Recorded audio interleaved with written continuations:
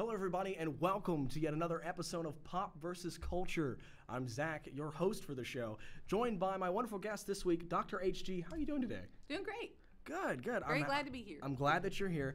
What we're going to do is we're going to go over a couple of things with the characters. You are representing the wonderful Wonder Woman, and I have got the God of Thunder, Thor of Asgard, of Odin's son. So this will be an interesting time for us, I think, about talking about these characters. And then, of course, you folks get to decide who wins this battle. So remember that. With that being said, I would love for those who don't know you, to get a little bit of background on you, if you don't mind. Well, the reason I think that I was asked to be part of this experience is I looked at my first Wonder Woman comic, I guess, when I was 7 years old. I absolutely love all things Wonder Woman. I watched the Wonder Woman TV series, read the Wonder Woman comics, waited patiently for the Wonder Woman movie. It's just always been a recurring thing with me. There's Wonder Woman memorabilia and stuff in my office. And I will say this, as a feminist scholar, an academic and a feminist scholar, Wonder Woman is like one of the first characters that really made me feel empowered, even when I was a little girl. And to me, she's a great role model for little girls. And I think it's significant that she's always associated in a way with feminism, because she's a very empowering figure. Yeah. And there weren't a lot of superheroes when Wonder Woman was introduced. There were no Wonder Women at the time she was introduced. And so my background is I absolutely love this character, and now I'm an instructor here at APSU, where I teach a lot of popular culture and feminist studies and things of that nature. And so it seems like just a natural thing that I absolutely love the character of Wonder Woman. Well, and we've had discussions, of course, outside of this about the character, right. And I'm happy that you're going to be here. So the biggest thing that I want to start out with, of course, is the origins of the character, how she became who she is. You know, so whenever you're ready, take it away. Well, the original version, of course, is her mother's Hippolyta, because she's Diana of Themyscira, and her mother wanted a daughter so bad that she actually asked Zeus if he would help her get this daughter. So she molded Diana, or Princess Diana, from clay, and Zeus gave her life. And was it the strength of, she has like the strength of Hercules or something like that, and the beauty of Aphrodite, and all these different, god traits. But in the original version, Wonder Woman is not a god or a demigod. Wonder Woman's just a super powerful Amazon woman from this deserted island, Paradise Island, where all of these Amazons live peacefully outside of the world of man. And so Wonder Woman is just this character that's, in a way, just an innocent. She's living there on the island with her mother. She doesn't know anything of the, quote, world of man, and she's introduced to that world through Steve Trevor. One of the things that I've been really surprised about, and you can cut me off whenever you want to, is just when I look now, so I stopped reading comics a few years back, and I still watch the film and follow that, and I still follow her story somewhat. But now they say they have rebooted her, the New 52 or something like that. So now she is the actual daughter of Zeus and Hippolyta in one of the stories. And then in the other one, she's a character that, for some reason, that has been taken away, and there's a different origin story. So she carries both memories in her head. And for a while, she was like almost unable to mentally deal with. And I thought, this is ridiculous. She's always going to be Hippolyta's daughter from the, from Paradise Island. Yeah. So. And I remember the character, per se, being the Amazonian princess, and Justice League was where I remember seeing her, the show, obviously. Yeah. And then I read some comics with her in them, of course, as kind of another character joining in with the guest appearance type stuff. But unfortunately, I didn't get involved with the comics with her as much. But I know for the other stuff, the more recent stuff for her, they've made her this overall just kick-butt character. Oh, yeah. That is one of the things, too, I think this changed. And so I know the timeline for her. You've talked about it a little bit already and touched base on it, but I'd love to hear more about kind of how she's evolved over the years besides some of the stories. Yeah. And just in general, when she came around, stuff like that. Well, in the beginning, she is just a woman. She is, like I said, not a demigod, and her abilities are not super like she is the total badass she is now. And so in the beginning, she comes to us in World War II. I always think it's important to look at Captain America and Wonder Woman at a time when all of our movies told us we had to win this war, when we were buying war bonds, and we were gardening to feed ourselves, and we were not using vinyl and not using rubber, because everything went to the war effort. And here I think she came out in December 42, so we'd been in the war for a year. Okay. And here's this woman that comes on a scene, actually truly wearing a costume based on the American flag. Yeah. So I think that's highly significant. And she's also part of a time when women go back to the work, where women join the workforce, actually, like they've never done before, because the men are off fighting. So you've got women taking jobs that they had never done before. And so Wonder Woman arrives at this time in history, this place, and then she goes through this pathetic period in the 50s where they just like women went back to the home front, Wonder Woman suddenly, everything about her identity is based on her relationship with Steve Trevor. And she's kind of, reduced in some point to the final reduction being by the late 60s, she's stripped of her powers and she's operating a clothing store, and she gets to meet some guy that's like a guru in the martial arts. So now they claim her character was based on the Emma Peel character from the Avengers. So she always fights in a sexy white jumpsuit and just does martial arts. But she has none of her things that we think of as her weapons. She has none of this super ability. She's totally reduced. And so she's brought back, of all things, by Gloria Steinem in 1972 on the cover of Ms. Magazine. And she says, Wonder Woman gave me power to believe I could do anything, and she was an influence. So it's like the feminist movement, once again, is attached to her. Yeah. And so she gets to come back, and she gets to be Wonder Woman with her golden lasso and her badass, and she's no longer, she doesn't have any special abilities. She has everything back. Yeah. And so now you have her coming into her own with, she's, they say, next to Superman, she's one of the strongest characters in the DC universe. So that's one thing I see is they actually tried to reduce her for a while. I know one of the things that you just mentioned was weaponry and stuff like that. We all know about the lasso and stuff. The bracelets. Yeah. That always killed me. How you could dodge bullets. They could shoot at her feet, and she's like, yeah. No, especially the new film version when Gal Gadot is like, bouncing bullets off of her. Yeah, I'm like, what are these bullets just attracted to these bracelets? But can I tell the sleazy underside of that? Sure. Okay, that her character was actually in a polyamorous relationship with two women. Okay. And that her creator, James Moulton, I think, anyway, that he actually was into bondage. And so he brought the bracelets to the picture. Oh. And so one of the things about the lore is that if she's ever if the bracelets are ever hooked up to chains, that she loses all her powers. So we get into some really questionable things. Yes, we do. And so folks at home have to research he brought that into it, which is kind of, But she also had the bracelets that, the tiara, they said later, is when she can use it as like a weapon. She can fling the tiara. I do remember that. People. Yeah, that was in a video game that they had, actually. Yes, and that's for real. That's always been she just can rip that off. That was a legit thing. Now for this type of fight, because it is Thor and stuff, are we resorting to Invisible Jet? Are we avoiding Invisible Jet? Invisible Jet is, this is what's funny. Invisible Jet is because she can fly. Yeah. So she was always going places in the Invisible Jet. After she's endowed in this new post-New 52 world, and she can fly, the Invisible Jet's kind of not necessary. So now she's got her lasso compels people to tell the truth. She's got her bracelets. She's got her tiara. And at some point, I think it's the Silver Age of comics, she gets her sword.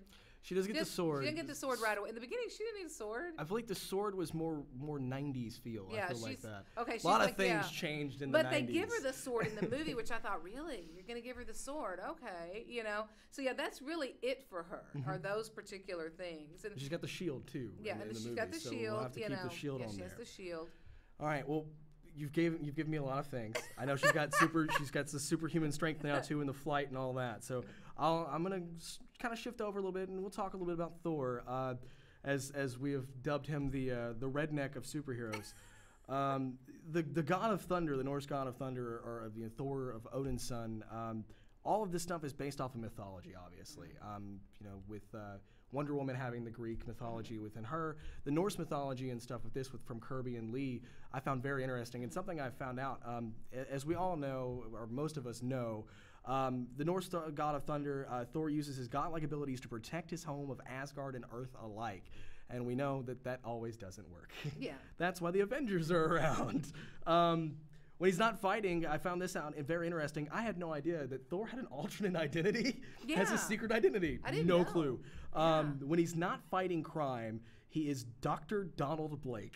Oh my gosh. An American physician with a partially disabled leg, and he of course transforms by tapping his walking stick to transform his walking stick into Mjolnir, the hammer, and then thus this is newer for me. I always thought it was just Thor of Asgard, Mjolnir, hammer, ready to kick butt. I've never known about this, but this is something I found out. I don't know if this has always been through research, but this is definitely something that is newer. We do see something similar, though. I will say the movie Ragnarok pays homage to that, I think, with the umbrella. How he goes and visits the spoiler alert, he goes and visits Earthrealm, and Doctor Strange wonders what the deal with the umbrella is, and he's sitting there, calling it. So there is that. Thor's timeline was very interesting. I had no idea that in the late 50s, Thor was introduced to the DC comics first. Kirby introduced a variation of the character and dropped Mjolnir into some Mexican city, from what I gathered. For that's what it says at least on Wikipedia. Drops it in that city, and this guy picks it up, and he's somewhat worthy of Thor's power, but he uses it for his own gain. He doesn't really use it to protect people. So eventually Thor comes down and says, "Hey, don't do that." And thus Marvel comes in 1962 with the first comic appearance in August of 1962, Journey into the Mystery, where Thor's character is introduced into Marvel and becomes this big epic Marvel thing. The timeline for him is the character doesn't change that much, except apparently for the secret identity and the weapons. So the character himself sticks mostly with mythology, because Lee and Kirby both agreed that Norse mythology needed to stick with Thor, which I thought was kind of interesting. Yeah. Sticking with that mythology, making most of the evildoers that way. Even with the Avengers, they fought Loki. Right. They weren't fighting, they fought Doctor Doom, but they weren't that wasn't the main villain of Thor. Yeah. It was God-related for Norse mythology, which I thought was interesting. But with that said, as we know, Hemsworth plays him now, and we see him with a pickup truck apparently. That is the interesting thing for me. Weaponry-wise for Thor that got me, Mjolnir obviously is the main thing. I'll mention Stormbreaker a little bit, but that's not what I think he would use if he met Wonder Woman. We'll say this is pre-Stormbreaker. Obviously he's a god, so he's got this ability to super strength. He ages differently. It's hard to kill him. His limitations is really his attitude. I think you and I have discussed this before. Thor was like, "Okay, Odin, what do I do? This? Cool. Boom." Yeah. Goes and gets that guy. Who's next? Boom. It's like he's hammering nails with Mjolnir. So that I thought that was pretty interesting. He always seemed to listen to what he was told to do. Thor's hammer, the thing that gets me is being able to grant him flight, the wrapping around and flying with that. That was interesting. It wasn't always like that, but the newer variations that I've noticed have been that way for him. The ability that if you're worthy, you can pick up the hammer. I thought that was interesting, like Captain America too. Almost does in, what is it, Ultron? Actually, reaches for it and kind of... It's interesting. So in Age of Ultron, he's able to barely lift the hammer, right? And Thor kind of gets worried in that scene. Yeah. And then, of course, later in the movie, another spoiler alert, we see Vision pick it up and has the ability to see that. So in the movie, in the cinematic universe, you have Hela, Odin, Thor, and Vision. Those are the only ones that have ever been able to lift the hammer or do anything with the hammer. But in the comics, Captain America is actually able to lift the hammer and wield it, but it's got to be a little bit of a different universe. There's some things that happen, as we all know, stories shift and mold, and as DC with the New 52. So stories shift and mold and stuff like that, and that happens with the comics with Thor's hammer. You've got I just blanked on his name. Bill was the second name for him, but he's the dinosaur creature that apparently has the abilities of something. I forgot it. Look at that. That never happens. Brain fart. Look at that. But the hammer rotates through different people. When Thor finally decides that he's done, the hammer decides to give powers to other people that are worthy for Thor's abilities, which was something they were somewhat trying to do and pull off in the first movie that they did. It wasn't always that Thor couldn't use the hammer or couldn't use his abilities. It was more of, this hammer's going to give anybody the abilities because Thor's gone. Right. The other thing that got me for him, and I'll quickly touch base on it, Stormbreaker. We've seen that awesome, lovely axe in the newest Avengers movie. Right. I didn't know that it could control the Bifrost. You know, that little rainbow bridge thing? Yeah. It controls that. Yeah. I was like, no way. Apparently that it does. Was fun. And it just helps him harness his powers. Obviously, with Mjolnir broken, the spell thing of whoever wields this hammer can have, that apparently is null and void. Right. So, but it's interesting. The character himself is different. I think that they have a very tough decision to make when it comes to this for these two characters, because he's considered one of the more powerful Avengers. So it's interesting to hear that. You know, being one of the more stronger guys, being this godlike type creature, going against somebody who's also similarity in powers and stuff like that. I'm kind of curious how this is going to end. Well, here's what I think. I mean, I'm serious. I think Thor's always kind of like looking for a good-looking, companion. Little dip stuff remember in what his Aquaman lip, did when Aquaman first saw Wonder Woman in the DC version of Justice League, and he's just like, "Whoa, you're a fine woman," Yeah. I picture Thor like seeing Wonder Woman going, "Oh my," And here's the deal: they're both, he's a super person, she's a super person, so it's like I think I've met my match. Yeah. And I think in both cases, they're both characters that we've never really seen be cruel or unkind ever, and always want to do the right thing. So that might be an attraction for them. So actually, Possibly. I see an attraction. Maybe this is a female perspective, but I'm just like, I don't know that there would be. What might start out as a little bit of fighting might go somewhere else. Something that I remember. Something I remember from Wonder Woman is. I'm sorry. No, you're good. You threw me off. Hey, you're right. I'm not going to argue. The Superman interaction with one of the movies that they had just recently for Thor and Wonder Woman was they fought before they actually talked. Right. And so I think that if these two met mano-a-mano on the street and they don't know who they're supposed to be, I'm thinking Thor showing up on Amazonian. I can't remember the actual name for the island. Paradise Island. Paradise Island. I think Thor tries to show up there. I think that's how this ends up fighting. And she's like, "All right, none of y'all are gonna take him. I'm gonna get him out of here." Right. And so I think that's when it ends up starting the fight. Yeah, we just got this random guy trying to figure out what's going on. For all you Thor fans out there, this is great. We're sorry. Other than that, no, and I think they would actually work really well together. I think they would too. I think the overall power-esque of this, with her not having the ability to control a natural element, lightning is going to hurt. Yeah. I don't think you survive lightning strikes very often. And I don't know whether she could take that, unfortunately, too many times. Yeah, I was going to say, she could initially because of her now super demigod status and all these attributes that were given to her by all the different Greek gods. She probably could go a long way. And then I think she would just be puzzled as to what they were doing. She'd want to know what Thor's story is. With Thor having the background he is and Mjolnir being so important in deciding who's worthy, is Wonder Woman worthy of Thor's hammer? Oh, I think she would be, because I think her heart's pure. I mean, I don't think Wonder Woman would ever want to hurt anyone with a weapon that isn't hers. I think the early iterations especially, she's worthy. I think the most recent iterations of her character. Yeah, she's gone to some strange places lately. There's some things. Right. Well, I thought it was really sad because I never read the Crisis on Infinite Worlds. The one that the big game straight changer. Oh 86. yeah, the one. But that's the one where she actually snaps someone's neck to save Superman. But I'm just like, but she doesn't want to do it, and she's sorry, and then she exiles herself. She feels so guilty. So I think she's capable of incredible cruelty and incredible strength, but I think as you say, the original iteration of Wonder Woman, she would not want to hurt anyone. It's ironic that same iteration, I believe, is the one where Superman attacks Joker and all that stuff happens. Yeah, so it was kind of mean. They had to set up all these people. They had to do all of this to go through this big metamorphosis, so they could have them all reside. What is it on Earth 2? Original Wonder Woman. Everybody else. Earth 2. Yeah. Sometimes I feel like I live on Earth 2. I'm like, maybe I'm just on Earth 2, and that explains a lot of events around me. I'm just like, I know what it is. I'm on Earth 2. Reality. I just got to get back to my Earth. Right. My wonder is, and the reason I asked that question about Wonder Woman being able to use the hammer or not.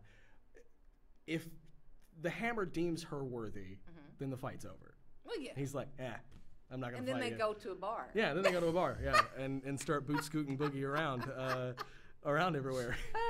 I seem to be on one track. Theme. This is the theme today.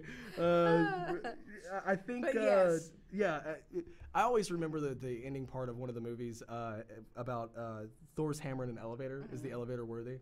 Right. I always wonder, would the elevator move or would it stay the same? It's neutral. It doesn't have any bad intentions. It's an elevator. You're right. You are right. I'm like, it's I feel like it's neutral. I think it's just the worth is always going to be the pure of heart, the hero's heart, the protective thing, And I think she has a hero's heart, and she does believe in protecting the weak and protecting the good.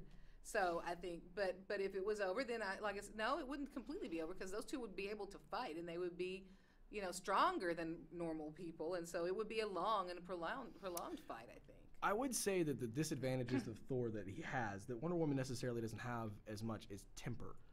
Thor is very stubborn. Even I mean, we see this in the movies, and we see this in the comics too. We don't see it as much as the movies evolve and as the character evolves, but Thor has this temper, and that tends to get him into a lot of trouble. Yes, that's true. Of course, you don't see it in Ragnarok, but you see it everywhere else. And so I think that's something that Diana would use against him, especially with the lasso and being able to kind of give the lasso of truth and all of that. So I would say, mano y mano. I'm still sticking with Thor. I gotta stick with Thor. I gotta keep it interesting. I can't side with you. Of course, they decide who wins this. So mano y mano. I'm not sure. This is gonna be a tough one. It's gonna be a tough one. Now, if Invisible Jet's involved, then Thor has an upper hand. Because it's not nothing like seeing somebody fly around like this. Just kind of. I don't know. I don't think she's gonna need it anymore now that she's flying. That is true. I think she's just gonna just park it in a hangar somewhere. Of course, no one will know it. Somebody will accidentally hit it, but because it's invisible. That's a bad day for somebody. Somebody's gonna be and there we go. What was that? Oh, it's an empty. Oh gosh, that hurt. Yeah, they walk into something. I didn't mean to do that. Yeah, oh, and then but I think she'll probably be able to just fly. Family Guy and all of them have made plenty of jokes of that. So I'm going to refrain from making any more jokes about the invisible jet that should never have existed. But other than that, I got to ask. So is there anything recently I've seen with her with Greek mythology taking the character to more of being in depth with those gods? Do you feel that that's a pro to her character and might help her in this fight, or do you think that maybe they're steering in the wrong direction with her? Gotta ask that question. As a Wonder Woman fan, you sound like you're a big super fan, so I have to ask. So would having the abilities of the Greek gods make her more worthy to fight him, or what? Or more of she's praying more to the gods that are representing, and they kind of grant her favors. These in the video game Injustice 2, she has this ability to be able to, she can talk to animals and everything. And kind of communicate with them and all those kind of things. And that would I don't know if about going in the right direction. That would give her advantage if she needed to use things in her environment in a fight. If they had to fight in a particular environment in which she could call upon elements of nature or even beasts to help her, and that wouldn't be a fair fight. No. But I mean, we're not talking about a fair fight. We're just saying a matchup. We are. And if it was just a matchup. I mean, if it's her home turf, she's got the ability to. Right, and I don't know why she doesn't really call on that in her original incarnation either. She really does. She says things like "Great Hera," and Zeus, whatever. She'll say things like that, but she doesn't pray to them. She doesn't need them. She doesn't really look at anyone except her. That's one of the things I've always liked about the Wonder Woman character. Is very self-sufficient. Yes. She just sort of feels like, I'm here. Nobody else will want to do it.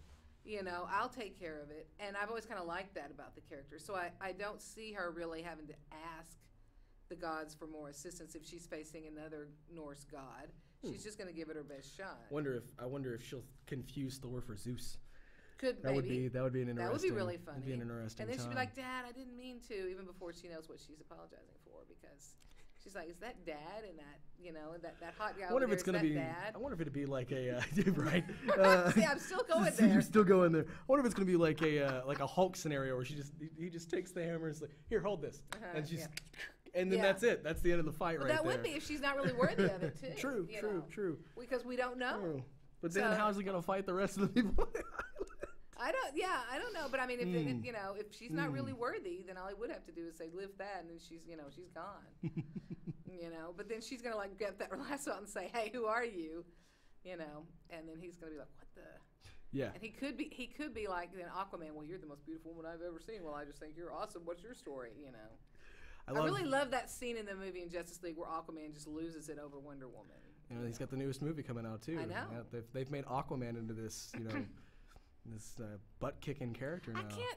Whenever I see Jason Momoa, this is a sidebar, I realize. Whenever I see Jason Momoa in character, I'm like, I'm trying to reconcile that with the 1977 animated cartoon on Saturday mornings called Justice League. Yeah. Where Aquaman's this blonde guy, in an orange shirt, and he's doing things like riding around on a seahorse and everything, And I'm just like, we went from that to this new incarnation, this person that looks nothing like that character, and you know. I'm just remembering Raj from Big Bang Theory right now, dressed up as Aquaman. That was funny. Yeah, I'm just remembering that type of character, because that's really what the iteration was. Is he was the god of the sea. Yeah, he was the god of the sea. But of course, with Wonder Woman, you've mentioned it a few times with Redneck Thor here.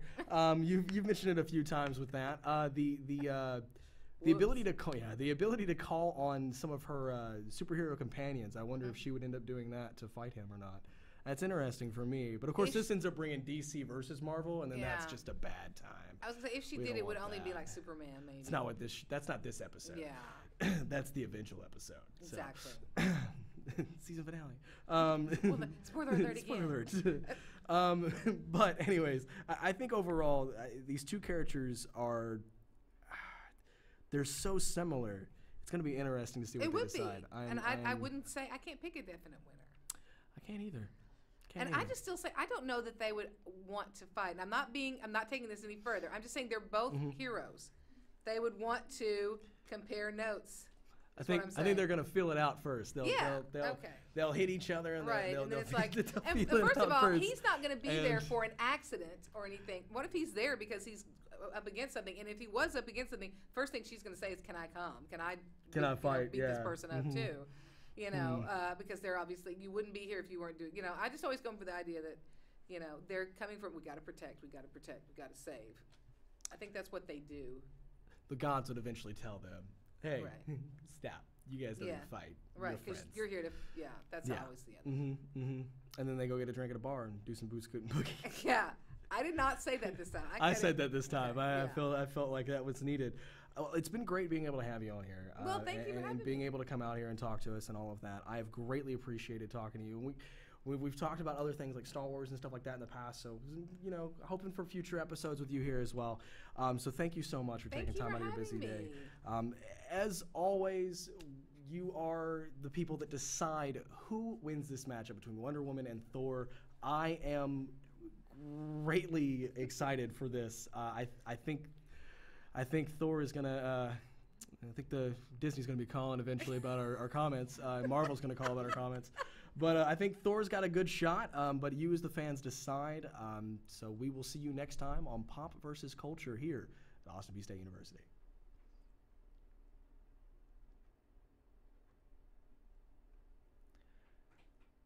I was not getting